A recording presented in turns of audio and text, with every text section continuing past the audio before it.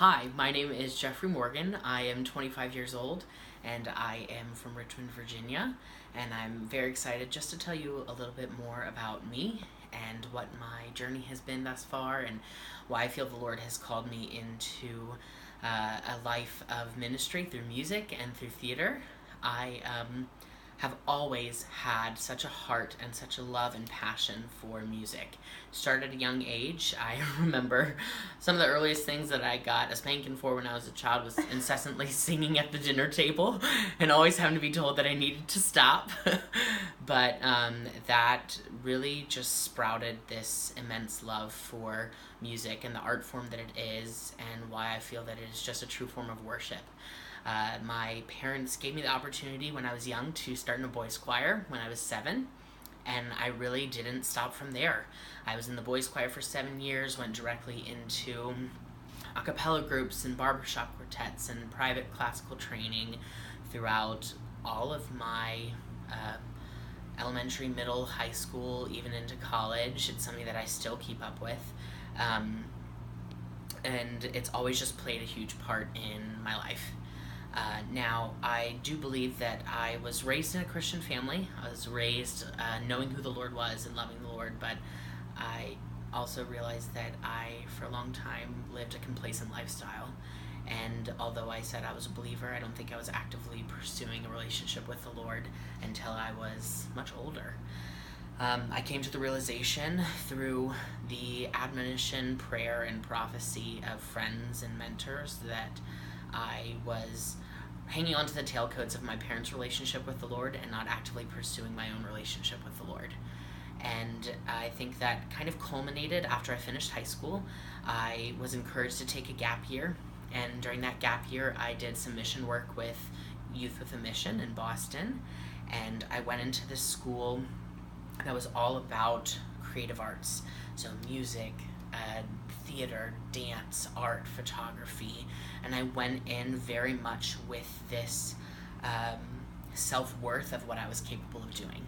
I knew that I was a great singer, I knew that I had had all this training, and I felt like I deserved somehow to be able to do ministry just with that. And long story short, during that time period, God actually took music away from me completely and didn't allow me any opportunities for what I thought was my right to serve and to lead through music. And it was a very trying time. There was a lot of times where I felt like I was just ripping my heart out and laying it on the table and saying, God, do what you want. But I had a prophecy over me that just said, you know what, Jeffrey, you had created this idol in your life. You have placed music and your capabilities above all things, completely forgetting who gave you those capabilities and who has blessed you with the opportunities that you've had. And until you make sure that you are keeping Christ as the center of your life and keeping God as the highest focal point, music's gone. It's done. And that was devastating to hear. It was definitely a battle for a long time, but by the grace of God, His mercies are new every day, and I came through. And after that time period, the Lord just started blessing me tenfold. He renewed this passion for me for music and theater and storytelling and performance and what that can do, how that is all encompassing in allowing people to forget about what's going on in their life and just experience joy just in the physical of a great performance. But I really see it more as a ministry opportunity. I think the theater community is comprised of a lot of very broken people, people that have been rejected, that have been turned away, that have been hurt, even by their closest loved ones. And I think that comes from me even having experienced that, even with some of my own family members.